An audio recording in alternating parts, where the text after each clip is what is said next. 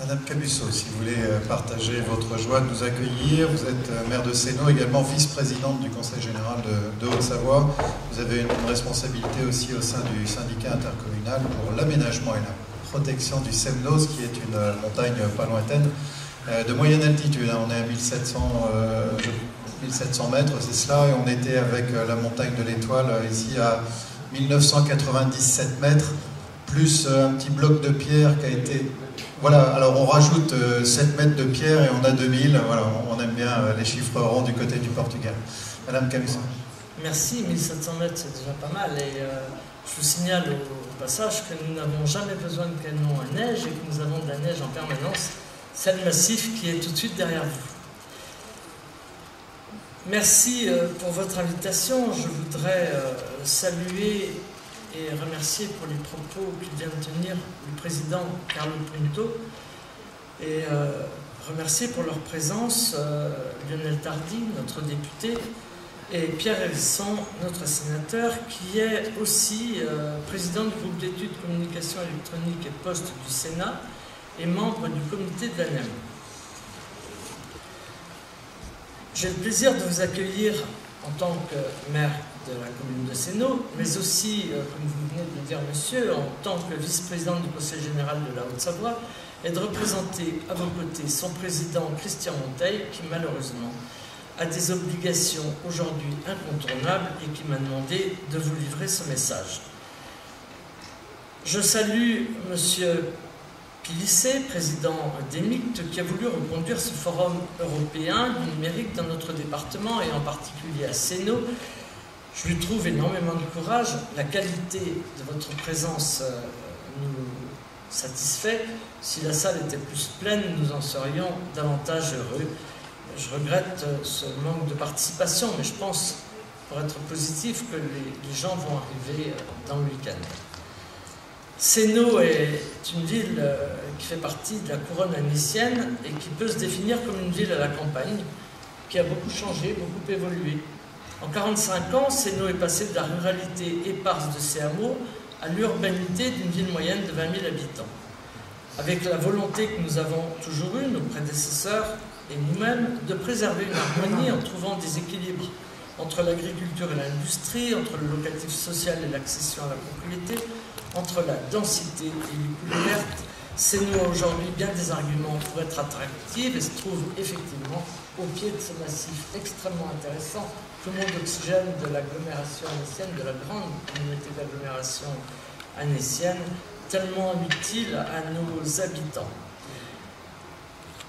Vous avez une préoccupation qui est de contribuer au débat public portant sur le numérique et élaborer ensemble, avec l'apport des connaissances de chacun, des solutions innovantes au territoire de la montagne. Vos échanges d'idées et de solutions qui en émaneront permettront d'offrir un meilleur avenir à nos populations. Le déploiement des réseaux à très haut débit sur l'ensemble du territoire représente un enjeu structurant majeur et un facteur d'attractivité pour le département de la Haute-Savoie. Il s'inscrit comme levier pour la performance de nos entreprises, pour la qualité de service aux usagers et pour la compétitivité du tissu industriel, comme le président le signalait à l'instant. Ce déploiement exige une équitable desserte du territoire qui doit tenir compte des zones rurales et de montagne afin de prévenir la fracture numérique. Ce déploiement exige une équitable desserte du territoire qui doit tenir compte des zones rurales et de montagne afin de prévenir cette fracture. Le numérique est devenu en 20 ans incontournable. Le mode de vie et de travail, nos relations avec nos proches, notre accès à la culture, nos loisirs, notre éducation et notre consommation ont changé. La société du numérique a entraîné une profonde mutation du lien social, des pratiques et des usages.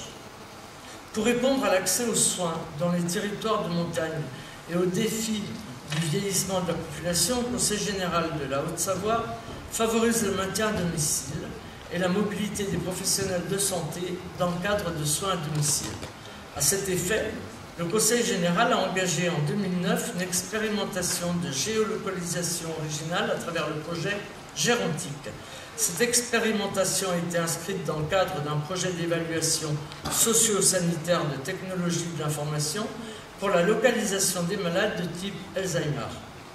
Par ailleurs, le Conseil général soutient l'association IFREMONT, l'Institut de formation et de recherche en médecine de montagne, notamment dans le cadre d'un projet qui s'attache à la conception d'une architecture de télétraitement des patients dans les zones isolées.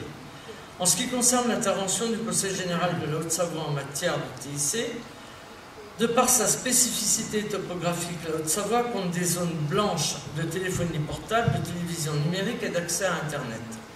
Le très haut débit vise à réduire la fracture numérique, notamment en diminuant la taille de ces zones, n'ayant pas accès au débit et des zones grises, souvent rurales. Elles sont délaissées par les opérateurs nationaux car peu rentables.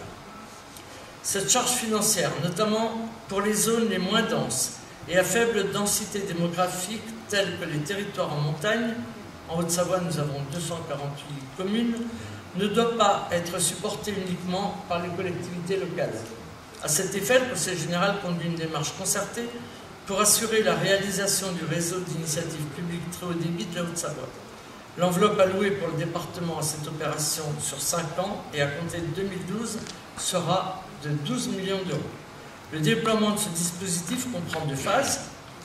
La première consistera à horizon 5 ans à couvrir 90% des entreprises de plus de 6 salariés, 49% environ des logements du périmètre projet, la qualité-totalité des stations de ski, l'ensemble des collèges, lycées et sites d'enseignement supérieur et de recherche. Une deuxième phase consistera à monter progressivement la couverture FTTH, la fibre optique jusqu'au domicile, à 90%. Voici un petit tour d'horizon rapide sur les initiatives de notre département. Je vous laisse maintenant travailler et vous souhaite un bon forum, mais aussi, et comme on le dit dans nos montagnes, je vous souhaite de tout cœur la bienvenue chez nous et surtout un travail fructueux qui nous permettra d'aller de l'avant. Merci beaucoup.